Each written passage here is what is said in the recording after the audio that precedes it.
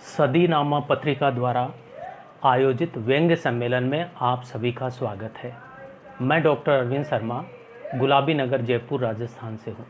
मैं सादर हार्दिक आभार प्रकट करता हूँ सदीनामा पत्रिका के संपादक श्रीमान जितेंद्र शर्मा जितांशु जी का तथा संयोजिका प्रोफेसर कम्मू खटीक जी का, जिन्होंने इस सम्मेलन में शामिल होने का अवसर प्रदान किया।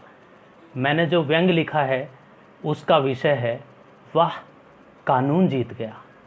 यूं तो अपने देश के कानून को चंद लोगों की मुट्ठी में खेलते हुए हम सब ने कई बार देखा है। अपने देश का कानून अंधा भी है, ये तो आपने भी कई हिंदी सिनेमाओं में फिल्माया देखा ही है। ये अंधा कानून है, इस गाने ने तो कई गानों का रिकॉर्ड ही तोड़ दिया था। एक ही देश में कई कई कानून, ये बात भी आपसे छुपी नहीं है। तारीख पे तारीख, तारीख पे तारीख, ये डायलॉग किसको याद नहीं है। ये डायलॉग हमारे देश के कानून का ही तो गुणगान कर रहा है। ताज्जुब तब ज़्यादा होता है जब जज का फैसला सुनने से पहले ही लोग बता देते हैं कि इस केस में ये फैसला आएगा, और वही आ जाता है। रात 12:30 बजे ज्यों ही S3 बोगी के सीट संख्या 12 का यात्री बोगी में घुसकर अपनी सीट के पास आया और देखा उसके सामने वाली सीट पर एक लड़की लेटे लेटे कुछ पढ़ रही थी एवं उसके ऊपर की लगी लाइट चालू थी। लाइट चालू थी, रात के 12:30 बजे थे। वह यात्री ज़ोर ज़ोर से उस लड़की पर चिल्लाने लगा, आपको पता नहीं है रात में 10:30 बजे के बाद लाइटें बंद करने का रेल का कानून है।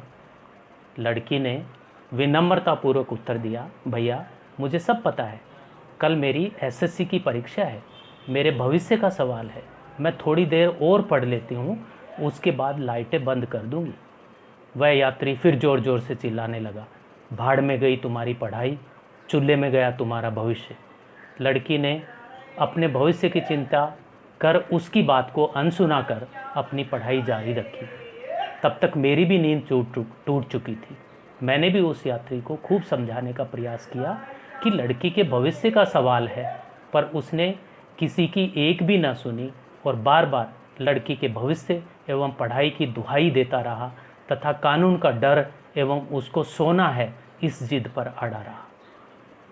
जब सब लोग लड़की के भविष्य के पक्षधर बन गए तो वह यात्री गुस्से में आग बबूला होकर टीटी के पास अपनी जिद लेकर पहुंचा।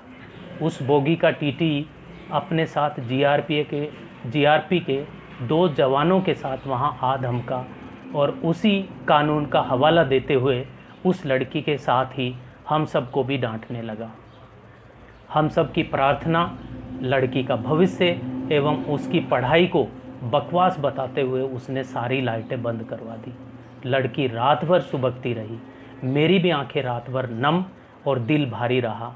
बार बार जहन में एक ही पीड़ा पहुंचाती रही, भविष्य हार गया, पढ़ाई मात खा गई, वाह नींद जीत गई, कानून की जीत हुई। वारे मेरे देश के कानून, और अपने फ़ायदे के लिए कभी कभी हूबहू मानने वाले मेरे देश के भाई बहन। नाश हो ऐसे कानून का, नाश हो ऐसे कानून का, सच और भविष्य बह गए, कानून बनाने वाले मर गए, रोने को हम सब रह गए।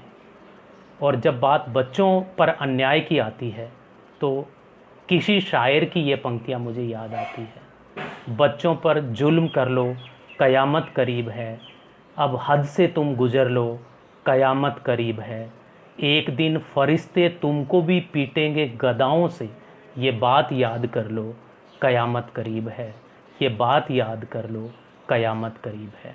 बहुत बहुत धन्यवाद। जय हिंद।